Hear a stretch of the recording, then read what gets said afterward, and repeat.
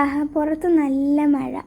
അപ്പം നമുക്കൊരു മാഗിയൊക്കെ ഉണ്ടാക്കി കഴിക്കാനൊരു മൂഡ് വരും, സ്വാഭാവികം. ഈ ഹോസ്റ്റലിൽ നിൽക്കുന്ന പിള്ളേർക്കാണ് ഏറ്റവും കൂടുതൽ PCOD വരുന്നത്, വയറിന് ഇഷ്യൂസ് ഉണ്ടാവുന്നതും ഫുഡ് പോയ്സണിങ് വരുന്നതും എല്ലാം. ഈ ഹോസ്റ്റലിലെ ഫുഡ് കൊള്ളാത്തതുകൊണ്ടാണല്ലോ മാഗി ഉണ്ടാക്കുന്നത്. അപ്പോൾ ഹോസ്റ്റലുകാർ എന്ത് ചെയ്യണം? നല്ല ഫുഡ് കൊടുക്കണം. അപ്പോൾ പിള്ളേരെന്ത് ചെയ്യും? മാഗി ഉണ്ടാക്കത്തില്ല. അത് ശരിയാവാത്തിടത്തോളം കാലം ഇങ്ങനെ മുന്നോട്ട് പൊയ്ക്കൊണ്ടിരിക്കും. പക്ഷെ മാഗി നമ്മുടെ ദേശീയ ഭക്ഷണമാണ് പിള്ളേരുടെയൊക്കെ.